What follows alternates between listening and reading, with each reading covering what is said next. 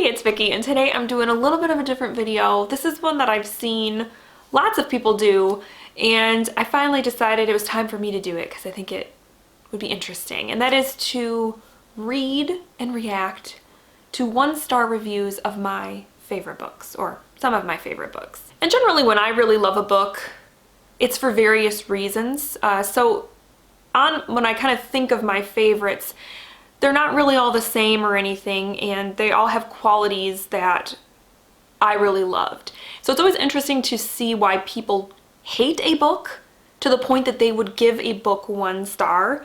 Because I'm a person that it takes a lot for me to give a book 1 star on Goodreads. I have to really despise it. And so it'll be interesting to see, because obviously these people did not like these books, and it'll be interesting to see why. And also, let's be honest, sometimes negative reviews can be pretty funny.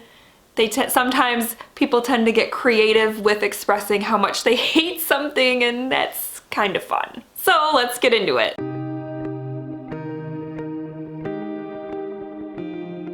So the first book that I'm gonna do is my favorite Stephen King book, Why Not, right? And today, because it does change, I say this all the time, it does change.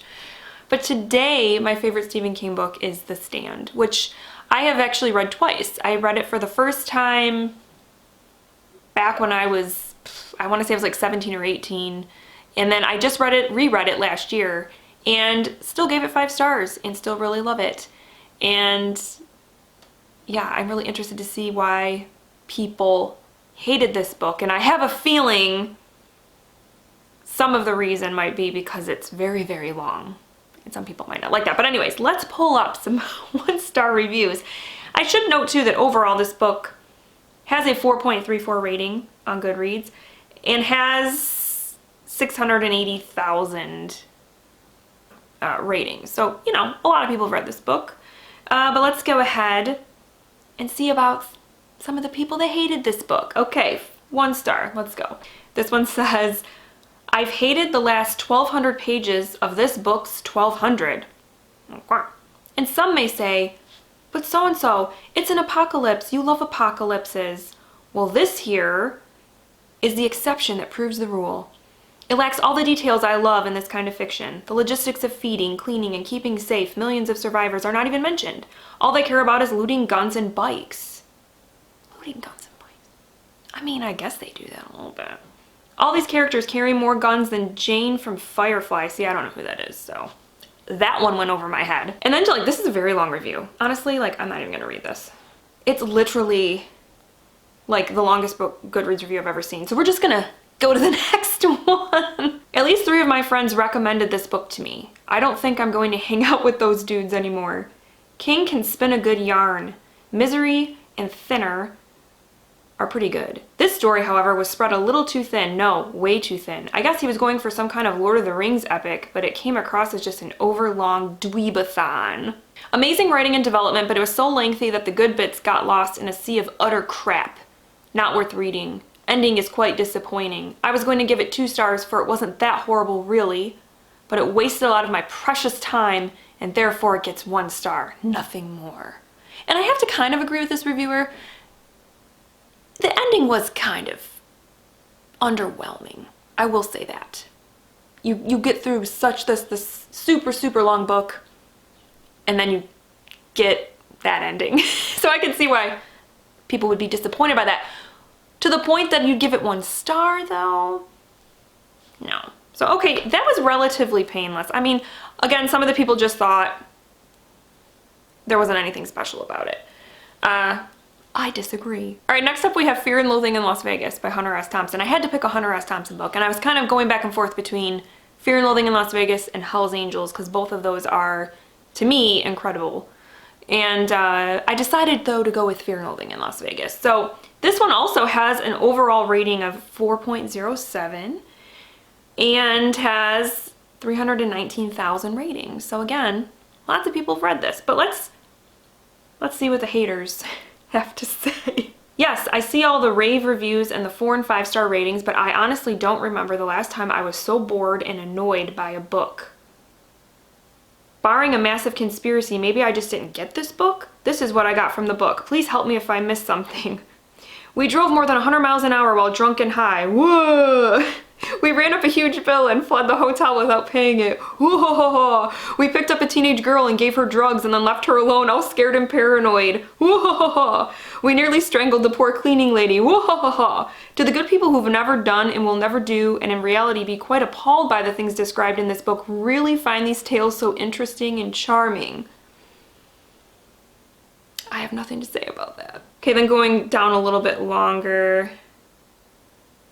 This book must have been really cool and hip when it was published in 1971. If anyone writes a book like this these days, the only thing they have to say is, grow the fuck up. All right. Now listen, Hunter S. Thompson is not for everybody, and he is not, he did a lot of bad, stupid, irresponsible things.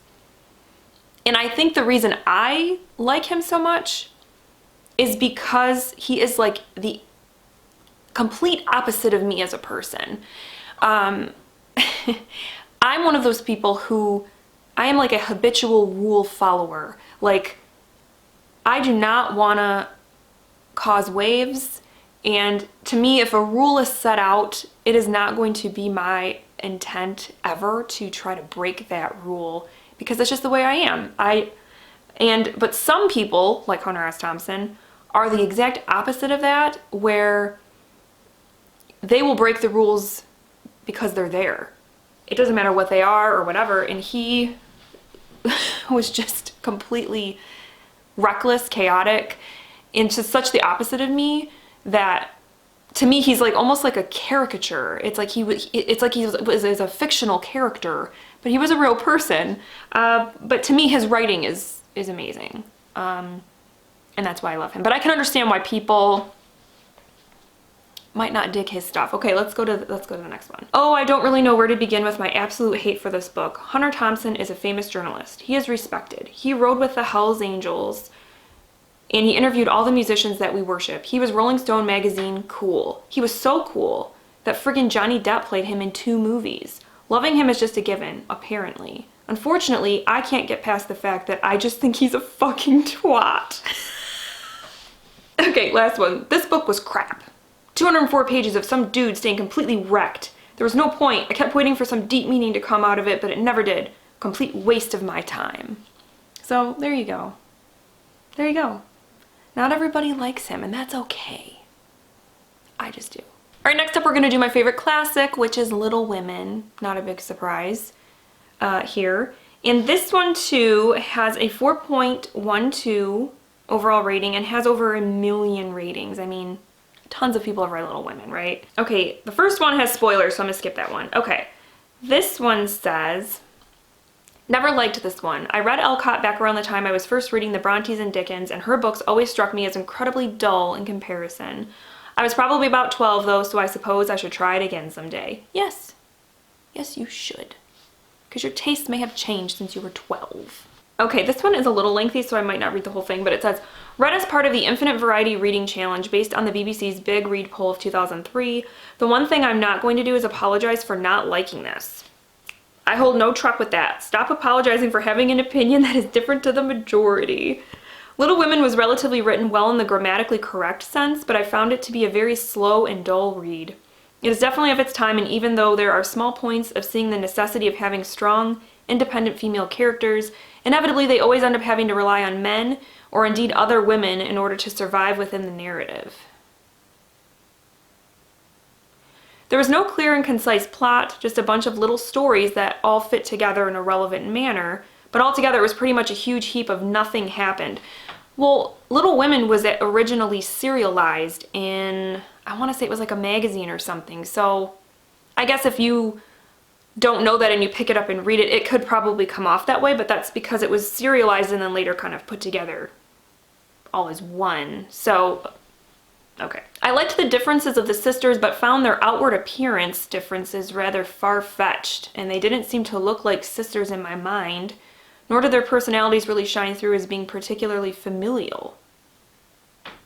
I have to disagree there.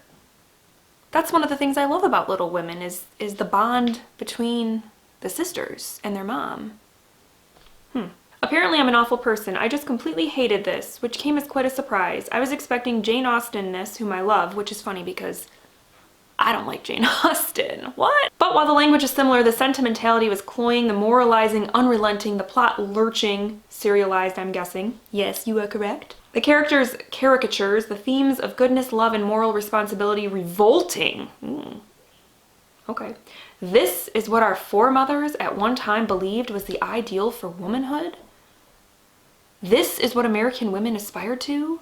Flaccid, beribboned, personhoodless dolls? Shock and outrage. I can see that I must read about Elcott in the historical context of this book that everyone else loves, but I doubt that could reverse my interpretation. One positive, is Jo March the first transgendered woman in American literature? The constant harping on Jo's boyishness and frustration with her female lot was authentic and just a little too distinct. Methinks Jo March circa 2000s would be taking hormones, adding an E, and being a lot happier. All right. So yeah, a lot of people find Little Women to be dull, and I know I can see why also people think can kind of be a little bit too sweet, a little bit too wholesome, this and that. But for me, that's part of what makes it so enjoyable and such a kind of cozy, comforting, I should say, read. Is because it is just so wholesome. All right, next we're gonna go with a book that has become a favorite, but I read fairly recently. I'm trying to remember when I read this. Was it 2019, 2018? Something like that. So it's a fairly newer book, but I absolutely love it, and it's one I definitely want to revisit. And that one is The Heart's Invisible Furies by John Boyne. And this one, it has a 4.49 rating overall, but has 105,000 ratings. So not a ton of people, not as many people have read this one as the others I've mentioned. But I just love this book because I loved the main character and his story, and I just loved it. So let's see what people hated about it. Okay, the first 1-star rating was somebody that DNF'd it. And to me, I just think it's kind of harsh to rate a book that you didn't even finish. I do not rate DNFs because I'm like, I didn't finish it. So how can I really have a valid opinion about a book I didn't even complete? So let me know how you feel about that down below. Do you feel like do you still rate books even when you DNF them or not? How do you feel about that? The second rating is also no, but the person didn't finish it. So we're gonna skip to get to one where they actually read the whole book. Painful. Basically hundreds of pages of poorly written dialogue. The first 30 pages were delightful, charming, and enchanting.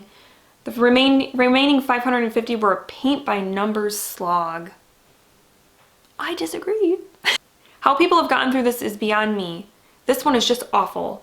If I was given an option to watch a sloth move across a highway or read this book, I would watch a sloth all day, every day. And spoiler alert, sloths are slow. You do the math on that outcome. Ouch. And then last we're gonna do The Bell Jar by Sylvia Plath because I've read this book, reread this book the most. I think I wanna say I've read it like 4 times, I think. I think I read it twice as a teen, I read it once in college, and then I reread it about 5 years ago. About the time I started this channel. So, in this book, I already know what people are gonna say. Before I even pull up the 1-star reviews, people are gonna be like, this book was too depressing. Listen, you're reading a book that was written by a woman who put her head in an oven, okay? She had struggles, and her writing reflected that. Okay, first review says, I've never shied away from depressing material, but there's a difference between the tone serving the story and a relentlessly depressing work that goes entirely nowhere. I know it can be viewed as a glimpse into Plath's mind, but I would rather do a lot of things, some quite painful, than read this again. It hurt to get through it, and I think it's self-indulgent and serves no real artistic purpose. Ow. Which is truly a shame, as I love a lot of Plath's poetry. That's what I love about this book, was the writing. You could tell she's a poet in the way that she writes, and there are passages in this book that I've underlined and things, which I don't normally do in books, but whew, her writing just got to me. And so, yeah, that was a harsh criticism. I only had to read it once. I never read it for or with pleasure. I prefer childbirth. Wow. I just don't get it. The prose was prim, proper, neat, and plain old boring. Did we read the same book? Prim, proper, neat? I would not call Plath's writing any of those words. It was painfully obvious that the material was dated. I just couldn't relate to Esther at all, and her descent into madness was too subtle, while painfully, excruciatingly dull, and quite unbelievable. I hated Esther. Her white, middle-class, privileged suburban life woes seemed petty. Also, her hatred for men was completely uncalled for. She was bitter, nasty, pathetic, and ungrateful. Somehow, I doubt lower-class minorities living in America during her time would have been depressed or suicidal if they were in her shoes. So yeah, I guess she was crazy. Again, I feel like that's kind of harsh. I mean, because anybody can be depressed, and you can't say that somebody should be more depressed than somebody else just because of where they live or whatnot. I mean, it's an illness. It doesn't care where you live or how much money you have or any of that. So that seems kind of mean. Okay, so I'm gonna stop there. I think overall, some of their criticisms of my favorite books were warranted. Yes, The Stand is too long. Yes, Little Women is too sweet. Yes, Hunter S. Thompson was a crazy bastard. Maybe that's why I love them. I just think it's nice to kind of see other perspectives. I don't get upset about it really, because it's like, you like what you like, I like what I like kind of thing. But you know, I think it is important to see other people's views on things, but yeah. They're still my favorite books. I hope you guys enjoyed this, and I hope you're having a wonderful week, and I will talk with you soon. Thank you so much for watching.